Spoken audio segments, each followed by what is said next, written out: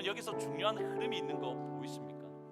다윗이 뛰어넘어야 될 장애물에 대해서 47절 동안 기록되어져 있습니다. 골리앗과의 전쟁은 단 2절로 끝나버립니다. 바디메오가 치료되어서 겉옷을 벗은 겁니까? 겉옷을 벗고 예수님께 나아가니 치료되었습니다. 마가복음 10장 46절부터 마지막 절 52절까지 말씀입니다. 신약성경 73페이지에 있습니다. 마가복음 10장 46절부터 마지막 절 52절입니다. 같이 한 목소리로 읽으시겠습니다. 시작. 그들이 여리고에 이르렀더니 예수께서 제자들과 허다한 무리와 함께 여리고에서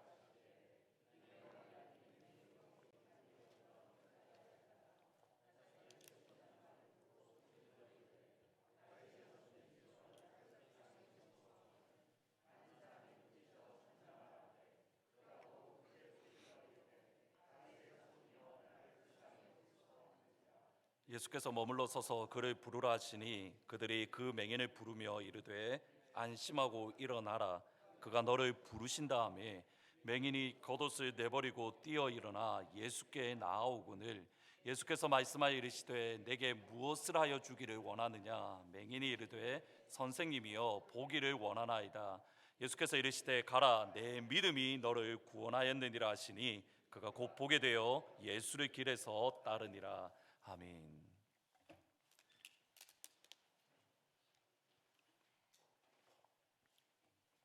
오늘 말씀을 읽을 때마다 어렸을 때에 주일학교 때 배웠던 찬양 한 곡이 꼭 생각이 납니다.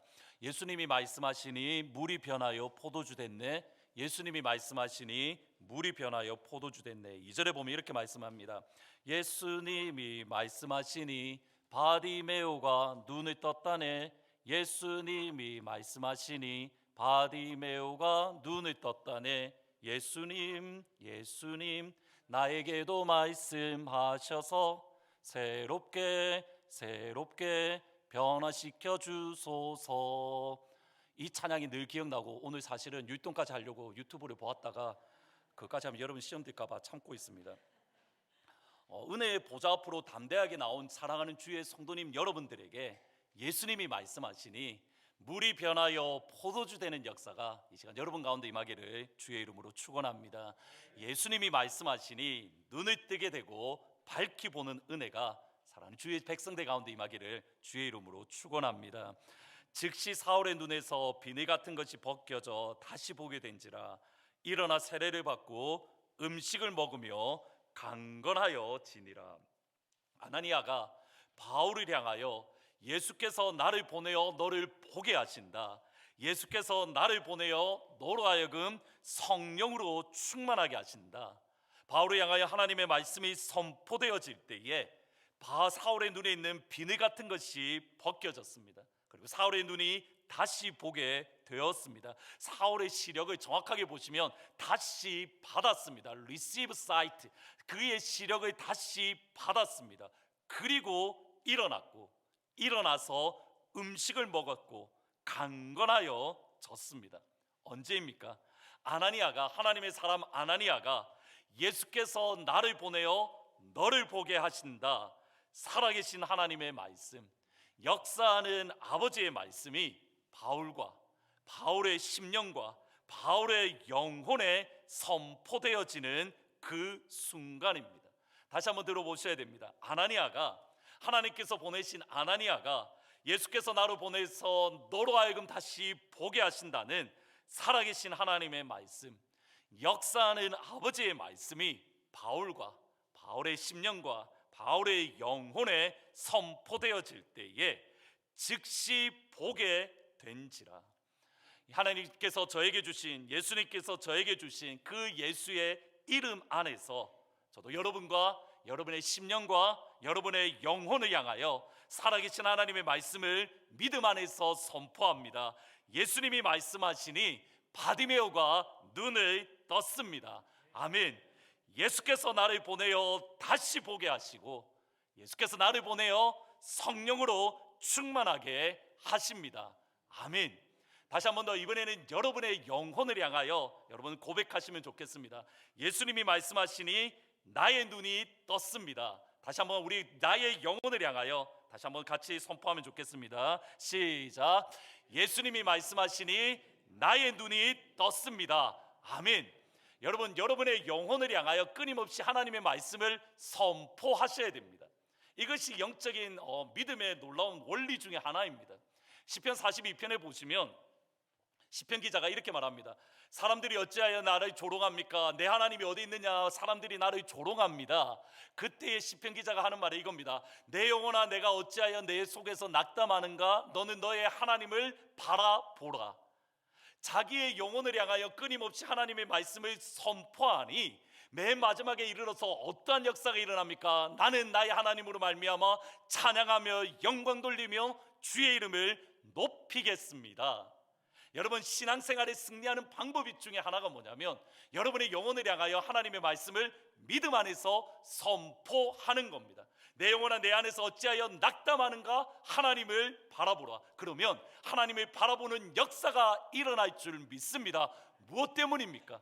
하나님의 말씀의 능력인 겁니다. 다시 한 번 더 고백하시면 좋겠습니다. 예수님이 말씀하시니 나의 눈이 떠졌습니다. 같이 내 영혼을 향하여 믿음으로 선포합니다. 시작. 예수님이 말씀하시니 나의 눈이 떠졌습니다. 아멘. 다시 한 번 더 합니다. 시작. 예수님이 말씀하시니 나의 눈이 떠졌습니다. 아멘. 이 은혜가 임하기를 예수의 이름으로 축복합니다. 폴라 구도 교수님이 쓰신 광야의 의미라는 책입니다. 믿음으로 보시면 보이셨을 겁니다. 광야의 의미라는 책인데 이 책은 예수님의 십자가의 죽으심 이전의 40일을, 그러니까 죽으심을 기준으로 그 이전의 40일을 사순절이라고 하는데 구도 교수님이 사순절 동안 묵상했던 것을 책으로 출판을 하신 겁니다.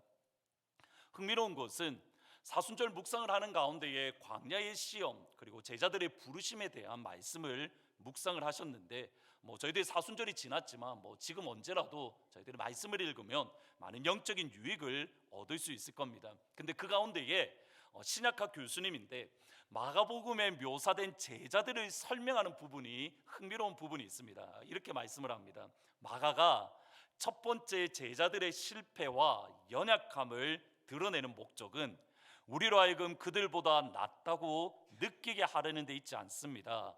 그 목적은, 제자들의 실패와 연약함을 성경을 통해서 드러내는 목적은 첫 번째로 예수님께서 어떤 제자를 원하셨는가, 두 번째로 우리를 향한 예수님의 부르심에 응답하기 위해서는 우리는 무엇을 해야 되는가 스스로 질문하게 만들기 위함입니다.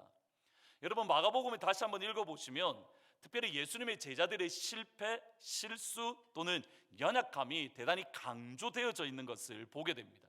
예수님이 3번이나 십자가에 대해서 선포하셨음에도 불구하고 그들이 전혀 깨닫지도 못하고 묻기에도 두려워하더라. 특별히 마가복음에 보면 제자들의 연약함, 제자들의 넘어짐에 대해서 강조하는데 맨 마지막 마가복음에 보시면 마가복음의 마지막 결론이 뭐냐면 예수님이 부활하셨고 그들의 부활하신 예수님이 제자들에게 보이셨는데 제자들은 어떠한 상황이냐면 두려워 떨더라. 예수님의 부활을 보았는데 제자들은 두려워 떠는 모습으로 마무리가 되어지는 것이 마가복음의 말씀입니다.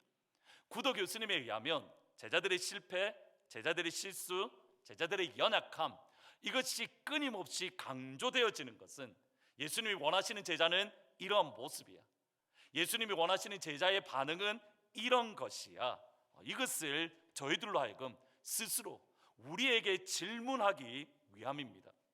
오늘 이런 관점에서 오늘 본문을 대하려고 하는데 첫 번째로 예수님이 원하시는 제자가 누구인가, 이 질문과 함께 49절 말씀 같이 한번 읽어보십니다. 49절입니다. 시작. 예수께서 머물러 서서 그를 부르라 하시니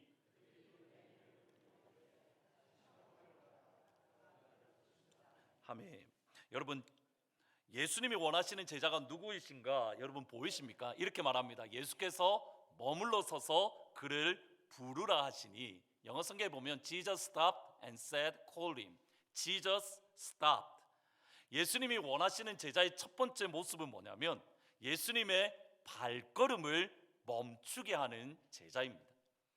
예수님이 원하시는 제자의 모습은 예수님의 발걸음을 멈추게 하는 제자. 여러분 기억하십니까?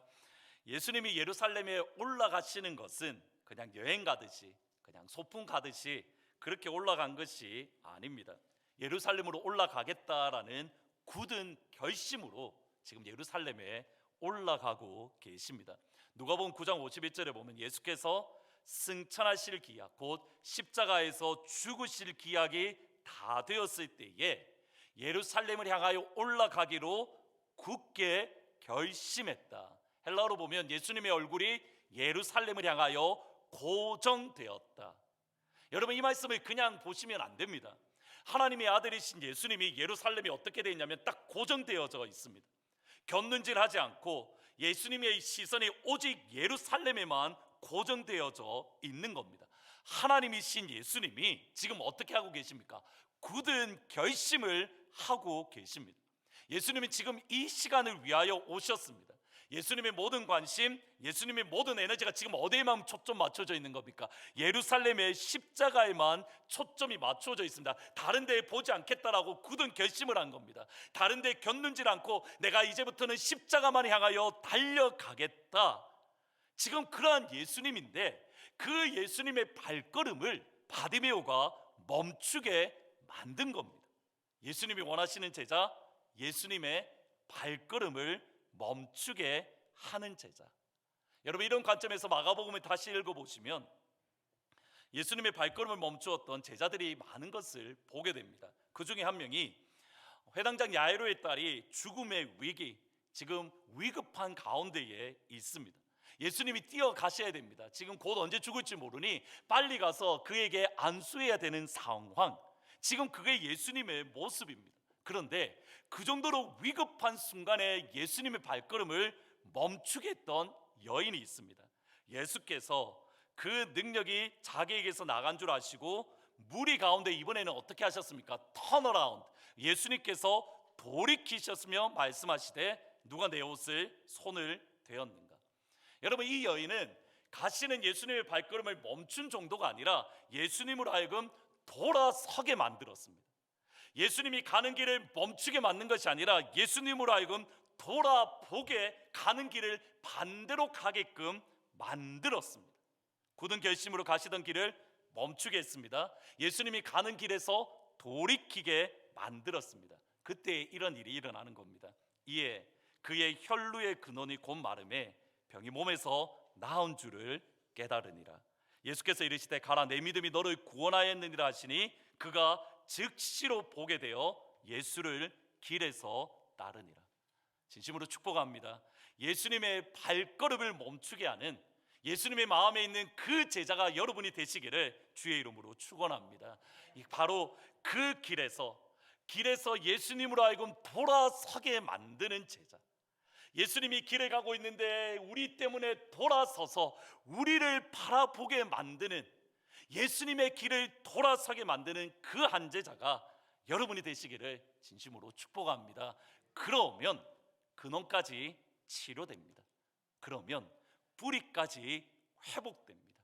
눈에 비늘 같은 것이 벗겨져 즉시로 볼 수 있게 되는 겁니다. 핵심이 무엇인지 보이십니까? 예수님의 발걸음을 멈추게 하는 제자, 예수님으로 하여금 돌아서게 만드는 제자. 두 번째 질문입니다. 예수님의 부르심에 응답하기 위해서는 우리는 무엇을 해야 되는 겁니까? 어떻게 하면 굳은 결심을 하신 예수님의 발걸음을 멈추게 하며 나아가 예수님으로 하여금 돌아서게 만들 수 있는 겁니까? 바디메오가 예수님의 발걸음을 멈추는 그 과정을 보시면 결코 쉽지 않습니다. 예수님이 여리고를 지나가실 때에 제자들과 또 많은 사람들이 함께 했습니다. 예수님이 여리고 성 안에서 이제는 예루살렘으로 가는 길 안에 계셨고 바디메오는 그 길 밖에 앉아 있습니다. 여러분 이 단어가 정말 중요한 표현입니다. 예수님은 길 안에 있고 바디메오는 길 밖에 있습니다. 길 밖에 앉아 있는 바디메오가 예수님이 지나가신다는 말을 듣고 그가 외쳤던 말이 이겁니다. 같이 한번 읽어보십니다. 47절 48절입니다. 시작. 나사렛 예수시란 말을 듣고 소리질러 이르되 많은 사람이 꾸짖어 잠잠하라 하되. 여기 소리 지르다라는 말은 울부짖다, 크라조라는 헬라 말인데 cry out이라는 단어입니다. 이 단어가 사용된 곳이 어디냐면 겟세마네 동산에서의 예수님입니다. 아버지, 할 수만 있으면 이 잔을 내게서 옮기시옵소서. 그러나 나의 원대로 되지 말고 아버지의 뜻대로 되기를 원합니다.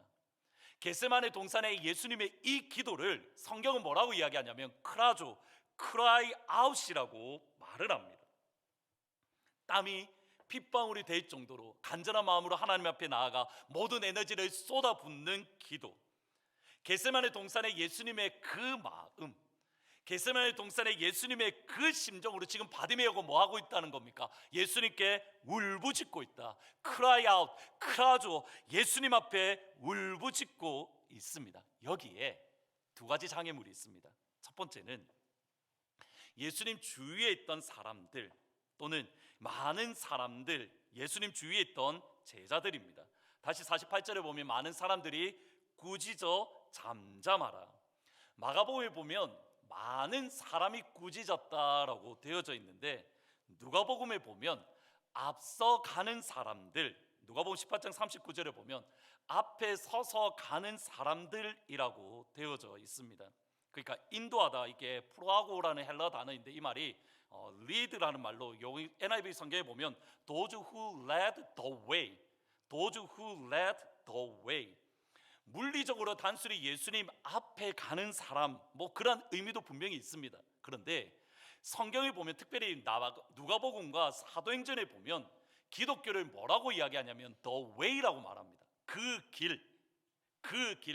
여러분 그러면 생각을 해보셔야 됩니다. 그 길을 인도하는 사람들, 어떤 의미입니까? 예수님 앞에 있는 제자들 가운데서도 가장 앞에 있는 제자들, 교회를 이끌어갈 만한 제자들, 교회를 이끌어갈 만한 그러한 사람들이 지금 앞서서 가고 있는 겁니다. 정확하게는 예수님 대신에 책망할 수 있는 제자들, 그 제자들이 지금 뭐 하고 있는 겁니까? 바디메오를 꾸짖고 있는 겁니다. 여기 꾸짖다라는 말은 헬라어로 에피티마오라는 말인데 예수님이 귀신을 쫓아낼 때에 사용하는 단어입니다. 얼마나 지금 제자들이 바디메오를 강하게 책망하는지 알 수 있습니다. 여러분 여기서 한 번 더 생각하고 고민해야 됩니다. 많은 사람들, 정확하게는 예수님의 제자들, 앞에 서 있는 제자들이 바디메오를 꾸짖은 이유가 무엇입니까? 단순히 바디메오가 예수님이 가는 길을 방해해서 예수님이 가는 길에 뭐 이렇게 걸림돌이 되어서 그래서 꾸짖은 것이 아닙니다. 지금 제자들은 예수님의 가르침에 순종하고 있는 겁니다. 지금 제자들은 예수님처럼 행동하고 있는 겁니다. 마가복음 1장 24절 25절에 보면 이렇게 말합니다. 나사렛 예수여, 우리가 당신과 무슨 상관이 있나이까? 우리를 멸하러 왔나이까? 나는 당신이 누구인 줄 아노니 하나님의 거룩한 자니이다. 예수께서 꾸짖어 이르시되 잠잠하고 그 사람에게서 나오라. 지금 귀신에게 하는 말씀입니다. 보셔야 됩니다. 나사렛 예수여, 우리가 무슨 상관이 있습니까? 당신은 하나님의 거룩한 자입니다. 예수께서 꾸짖어 이르시되 잠잠하라. 귀신이 예수님이 누구이신지 하나님께서 요단강에서 하셨던 그 고백과 똑같은 고백을 지금 귀신이 하고 있는 겁니다. 물론 다릅니다. 귀신이 이 고백을 한다라고 해서 예수님께 순종하지는 않기 때문에 그의 고백은 진실한 것이 아닙니다. 그러나 적어도 지금 마귀가 하고 있는 귀신이 예수님에 대해서 하는 고백은 하나님께서 요단강에 하셨던 그 신앙 고백과 정확하게 일치합니다. 이는 내 사랑하는 아들이요 내 기뻐하는 자다. 또 다른 말이 당신은 하나님의 거룩한 자입니다. 귀신이 예수님을 향하여 누구인가 고백할 때의 예수님의 반응은 항상 똑같습니다. 꾸짖어 이르시되 잠잠하라. 바디메오가 예수님을 고백했을 때의 제자들의 반응이 무엇입니까? 많은 사람들, 앞에 서 있는 사람들이 꾸짖어 이르되 잠잠하라. 꾸짖으며 잠잠하라는 명령은 귀신에게만 하신 것이 아닙니다. 마가복음 7장 36절에 보시면 예수께서 그들에게 경고하사 아무에게 이르지 말라고 하시되 경고할수록 그들이 더욱더 널리 전파했다. 여러분, 마가복음에 보면 이 패턴이 계속적으로 반복이 되어집니다. 예수님이 하나님의 아들이심을 공개적으로 고백하거나 또는 예수님이 하나님의 아들이심에 대한 기적이 있을 때에는 예수님이 항상 명령하십니다. 예수님이 경고하십니다. 잠잠하라. 여러분, 이것을 메시아 비밀이라고 표현을 합니다. 지난 3년 동안, 이제 예수님 마지막 시점이니까 지난 3년 동안 제자들은 예수님의 이 모습을 보았고 들었고 경험했습니다. 제자들은 이 모습을 보았고 들었고 경험했다. 잠잠하라. 기억하십니까? 바디메오를 꾸짖었던 제자들은 앞서간 제자들. 왜 바디메오가를 꾸짖었겠습니까? 예수님을 위해서, 예수님의 가르침에 순종한다고, 나아가서 예수님처럼 살기 위해서 행했던 모습이 바디메오를 꾸짖는 모습이었습니다. 바디메오가 예수님이 원하는 그 제자가 되는데, 예수님의 발걸음을 멈추게 하는 제자가 되기 위해 가장 큰 장애물이 되었던 이들, 앞서간 제자들. 두 번째로, 바디메오가 예수님이 원하시는 그 제자가 되는데, 예수님의 발걸음을 멈추게 하는 제자가 되는데 또 다른 장애물은 예수님 자신입니다.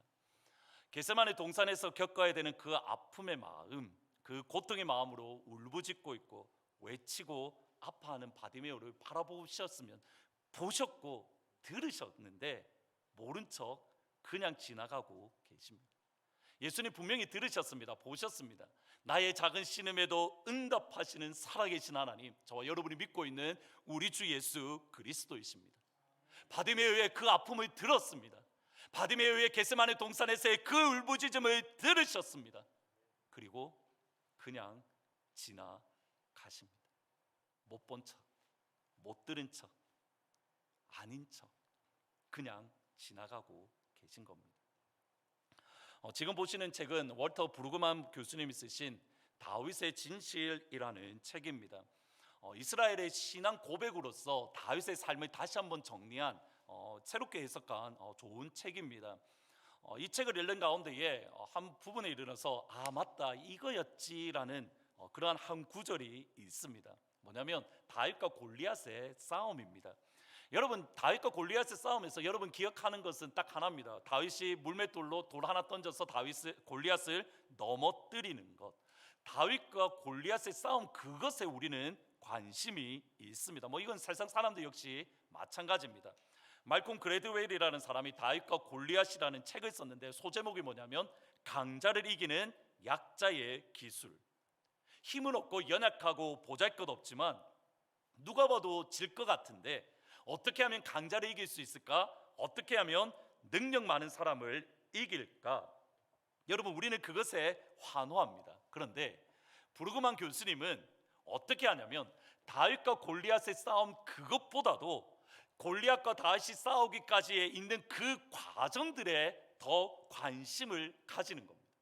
다윗과 골리앗과 싸우는 그것보다도 다윗과 골리앗과 싸우기 위해서 다윗이 지나가야 됐던 그 과정, 여러분, 이 과정을 보시면 다윗이 경험했던 것이 있습니다. 첫 번째로는 그의 아버지 이세, 두 번째로는 그의 형 엘리압, 세 번째로는 이스라엘의 초대 왕 사울 왕을 지나갔고 비로소 골리앗을 만날 수 있었습니다. 첫 번째로, 아버지 이세가 군인으로서 전쟁에 나갈 수 없었던 그 정도로 어린 다윗에게, 야, 형들 지금 전쟁터에 나가 있으니까 안전한지 가서 보고 돌아와, 심부름을 시킵니다. 그런데 17장에 있는 그 말씀 직전에 다윗은 어떤 사람이냐면 사무엘에게 기름을 부음을 받아서 왕으로 인정을 받았습니다. 사무엘에게 기름을 부음을 받자마자 어떤 일이 일어나냐면 하나님의 영에 감동되었는데, 다윗에게만 나오는 표현이 있습니다. 하나님의 영에 크게 감동이 되었다.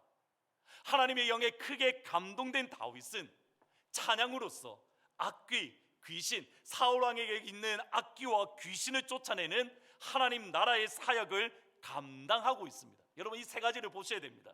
사울 왕에게 기름 부음 받았습니다. 그리고 하나님의 영에 크게 감동되었습니다. 귀신을 쫓아내는 찬양 사역자입니다. 그런 다윗에게 아버지가 뭘 하는 겁니까? 빵하고 치즈 주며 야 저기 가서 형들 안전한지 보고 돌아와. 나라를 구하라고 다윗을 보내는 것이 아니라 야 너는 그래도 기름 부음 받았잖아. 하나님의 영에 감동되었잖아. 귀신도 쫓아내잖아. 네가 가서 나라를 구해야지. 이 말을 주는 것이 아니라 가서 심부름을 시키고 있습니다. 다윗 입장에서 어떻겠습니까? 아니 내가 적어도 왕으로 기름 부음을 받았는데 하나님의 영에 감동되었는데 감동된 정도가 아니라 하나님의 영에 크게 감동되었는데 내가 귀신을 얼마나 많이 쫓아내고 있는데 내가 사탄을 어떻게 무너뜨리는 능력의 찬양자인데 나를 이것을 시키신다고? 다윗이 넘어야 될 첫 번째 장애물 다름 아닌 아버지 이새입니다. 두 번째로 다윗의 큰형 엘리압입니다. 나라가 무너질 위기 가운데에 아버지에게 순종해서 빵과 치즈를 가지고 블레셋과의 전투가 있는 엘라 골짜기로 왔습니다. 엘라 골짜기에 딱 서자마자 골리앗과 블레셋이 하나님을 모독하며 살아계신 하나님을 모독하는 하나님의 군대 이스라엘을 조롱하는 말을 들었을 때에 그의 심령 깊은 곳에서부터 분노가 일어나는 겁니다. 이 할례받지 못하는 자, 하나님을 대적하고 하나님을 모르는 블레셋 사람이 누구이기에 우리가 믿고 섬기는 살아계신 하나님을 모욕하는가? 이 이방인이 누구이기에 살아계신 하나님의 군대 이스라엘을 이렇게 조롱하는가? 거룩한 분노가 일어났습니다. 여러분 그 모습을 지켜본 그의 형 엘리압은 어떻게 해야 되겠습니까? 그래 맞아, 너 그 정도의 믿음은 있어, 칭찬해줘야죠. 그래 내가 너를 다 봤는데 너는 진짜 왕으로서 세움 받을 만해. 하나님 영으로 감동되었잖아. 너는 찬양 사역자고 귀신을 쫓아내었잖아. 칭찬하는 것이 아니라 다윗을 향하여 짜증내고 분노하고 있습니다. 17장 28절. 여러분이 다윗의 입장이고 형이 여러분에게 이 말을 한다라고 생각해보고 한번 읽어보면 좋을 것 같습니다. 같이 읽으십니다. 시작. 큰형 엘리압이 다윗이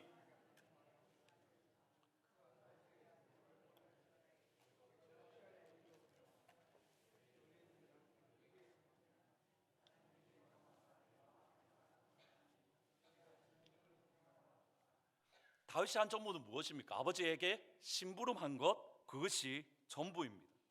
하나님과 하나님의 군대 이스라엘을 모욕하는 골리앗을 향하여 거룩한 분노로 치움 올라서 거룩한 분노로 골리앗을 향하여 화를 내었습니다. 이 다윗을 가장 잘 이해하는 큰형이 화를 냅니다. 야, 너 양치기인데 너 여기서 뭐 해? 다윗을 향하여 나는 니를 너무 잘 아는데 니 교만해서 그래. 네가 완악해서 그래. 네가 지금 이거 구경거리로 놀러 왔어. 자신을 오해하는 형에게 화가 나서 나는 그런 마음으로 온 게 아니라 아버지의 말에 순종해서 온 것뿐입니다. 화를 내고 집으로 돌아간다면 다윗은 골리앗을 만날 수 없습니다. 다윗은 형을 뛰어넘어야 되었습니다. 마지막으로 다윗이 뛰어넘어야 했던 이는 이스라엘 왕 사울입니다. 사울 왕을 딱 만났습니다. 그래 네가 나를 위해 대신해서 네가 나가는구나. 너는 군인이야. 너는 진짜 남자야. 너는 전쟁에 능한 용사야. 격려해 주는 말을 해야죠. 사울이 다윗에게 했던 말이 이겁니다. 야, 넌 안 돼. 넌 할 수 없어. 너 같은 애가 할 수 있는 일이 아니야. 낙담케 만듭니다.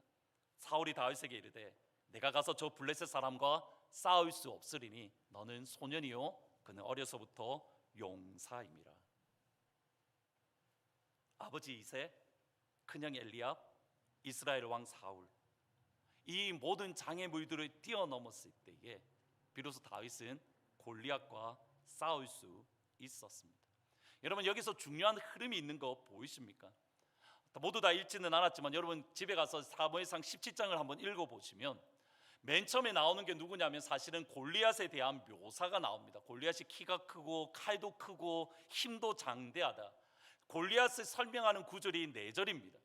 그 4절이 처음에 나오고 그 이후에부터 47절까지, 그러니까 다른 장애물들, 아버지, 형, 사울 왕, 다윗이 뛰어넘어야 될 장애물에 대해서 47절 동안 기록되어져 있습니다. 그런데 정작 사울 왕과 골리앗과의 전쟁은 단 2절로 끝나버립니다. 사무엘상 17장 48절 49절에 보면 블레셋 사람이 일어나 다윗에게로 가까이 올 때 다윗이 블레셋 사람을 향하여 빨리 달리며 손을 주머니에 넣어 돌을 가지고 물매로 던져 블레셋 사람 이마에 치매 돌이 그의 이마에 박히니 땅에 엎드려 지니라. 여러분, 하나님의 말씀이 지금 달리앗과 다윗과 골리앗의 이 싸움에서 진짜 싸움은 무엇이라고 말하는 겁니까? 골리앗과 싸우는 이 두 절의 말씀이 아닙니다.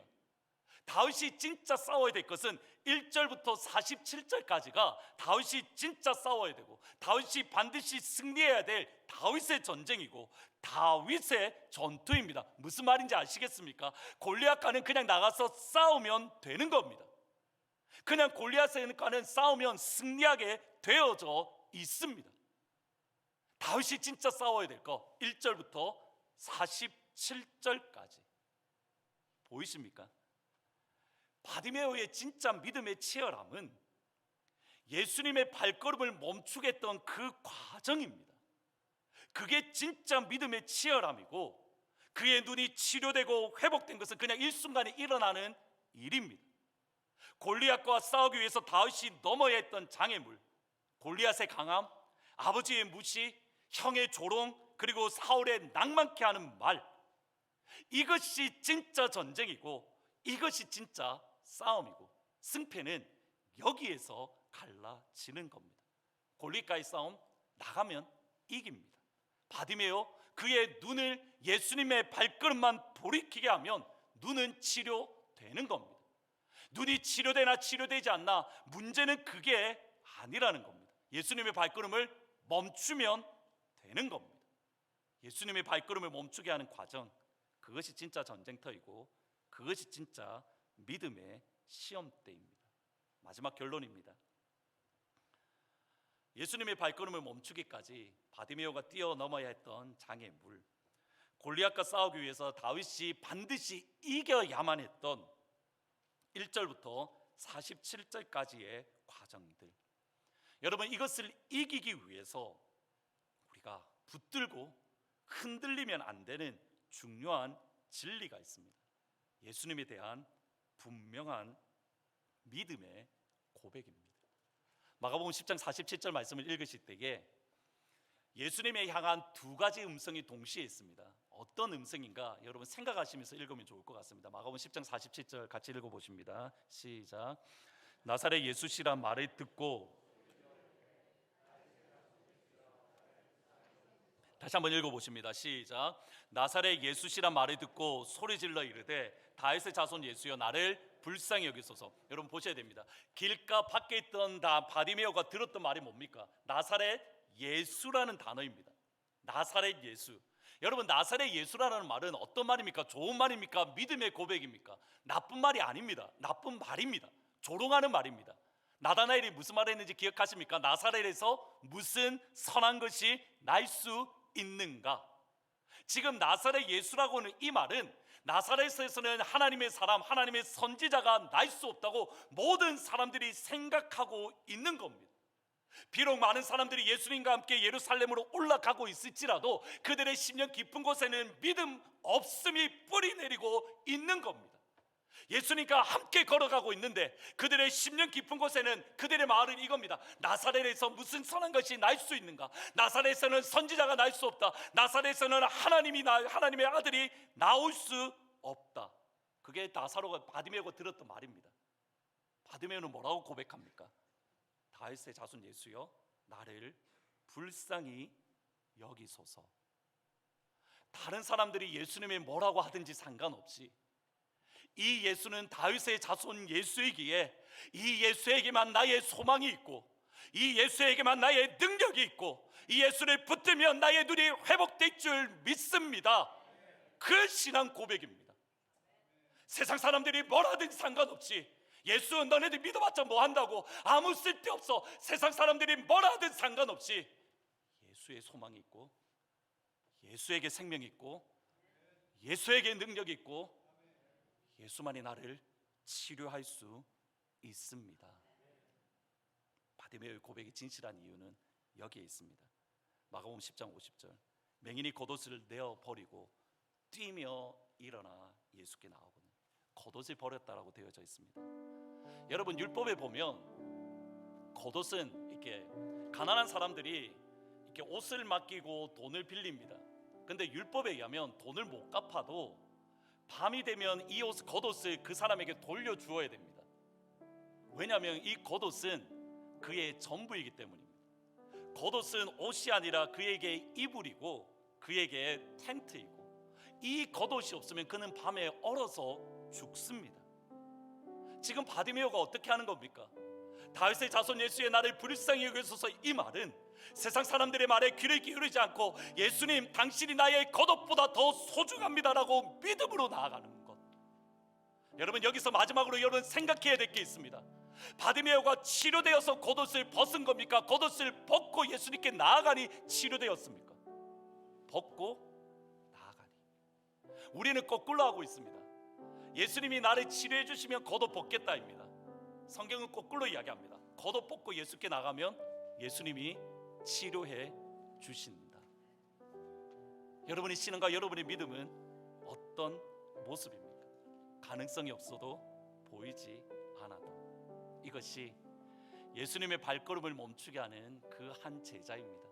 이 한 제자가 사랑하는 우리 모든 성도님들, 그리고 사랑하는 주의 교회가 될 수 있기를 주의 이름으로 축원합니다. 여러분, 꿈을 그리십시오. 우리 하트포드 제2장로교회가 예수님의 발걸음을 멈추게 한다. 우리 하트포드 제2장로교회가 예수님의 발걸음을 돌아서게 만든다. 여러분, 가슴 뛰지 않습니까? 우리 그런 교회로 함께 세워나갈 수 있기를 주의 이름으로 축원합니다. 말씀을 생각하면서 당신은 영광의 왕, 당신은 평강의 왕 같이 찬양하고 마무리합니다.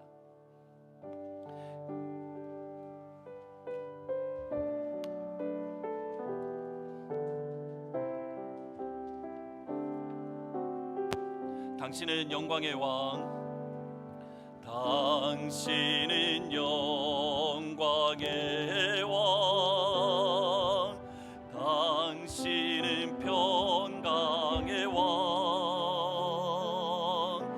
당신은 하늘과 땅의 주, 당신은 정의의 아들, 천사가 무릎 꿇고 예배하고 찬양하네. 영원한 생명 말씀, 당신은 예수 그리스도 주. 호산나 다윗의 자손께, 호산나 다윗의 자손께, 호산나 불러 주의 왕. 높은 하늘은 영광이 예수 주 메시아네. 당신은 영광의 왕, 당신은 영광의 왕, 당신은 평강의 왕, 당신은 하늘과 땅의 주, 당신은 하늘과 땅의 주, 당신은 정의의 아들, 천사가 무릎 꿇고 예배하고 찬양하네. 영원한 생명 말씀, 당신은 예수 그리스도 주. 그렇습니다. 호산나 다윗의 자손께, 호산나 다윗의 자손께, 호산나 불러 주의 왕. 높은 하늘은 영광이 예수 주 메시. 호산나 다윗의 자손께, 호산나 불러 왕 중의 왕, 호산나 다윗의 자손께, 호산나 불러 주의 왕. 높은 하늘은 영광이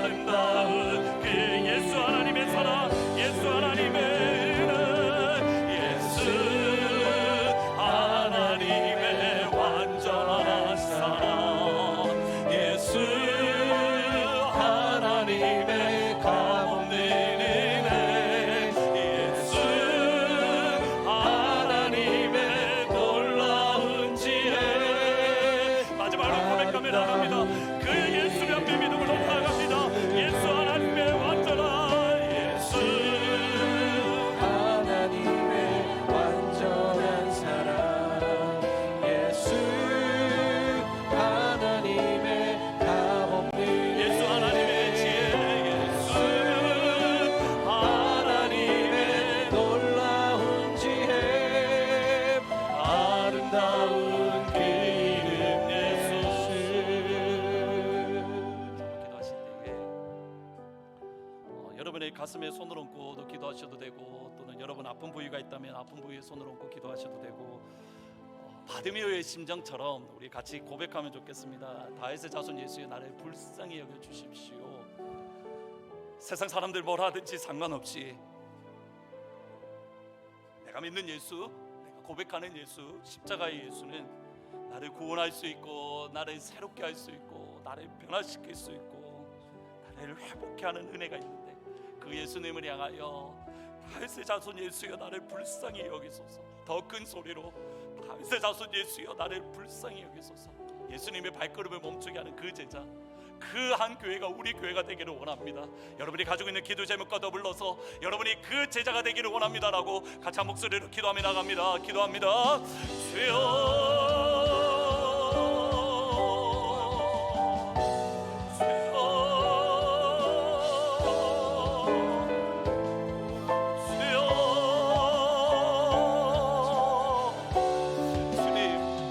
주님 살아계십니다. 우리가 믿고 섬기는 예수님 살아계셔서 하나님 우편에 서서 이 땅을 다스리며 하나님께서 이 땅을 통치하고 계신 능력의 아버지임을 고백을 합니다. 하나님 살아계십니다. 내가 믿고 섬기는 예수님 살아계십니다. 세상 사람들이 뭐라든 상관없이 내가 믿고 섬기는 예수님은 나의 완전한 사랑이며 가만히 놀라시는 애이며 우리를 구원하는 하나님의 생명됨을 고백을 합니다. 하나님 사랑하는 주의 성도들 가운데 이 시간 찾아가셔서 하나님 주님의 발걸음을 멈추는 그 한 제자가 되게 하여 주옵소서. 우리 앞에 놓여져 있는 골리앗을 무너뜨리게 하여 주옵소서. 그 과정 가운데서 넘어지지 아니하게 하여 주시고 마침내 주님의 발걸음을 멈추게 하며 주님을 하여금 돌아서게 하는 그 제자, 하나님 골리앗과 싸움은 이 순간이고 시력이 회복하는 것이 이 순간인데 하나님 그 가운데 우리가 포기하지 아니하고 생명되시 예수님 앞에 믿음으로 나아갈 수 있는 하나님의 백성들, 하나님의 자녀가 될 수 있도록 하나님 인도하여 주옵소서. 다 함께 일어나서 마지막으로 찬양합니다. 예수 예수 하나님의 완전한 사랑, 예수 하나님의 감없는 은혜, 예수 하나님의 놀라운 지혜. 그렇습니다. 예수님, 그 예수님 앞에 믿고 나갑니다. 예수 하나님의 완전한 예수 하나님의 완전한 사랑, 예수 하나님의 감없는 은혜, 예수 하나님의 놀라운 지혜, 아름다운 그 이름 예수.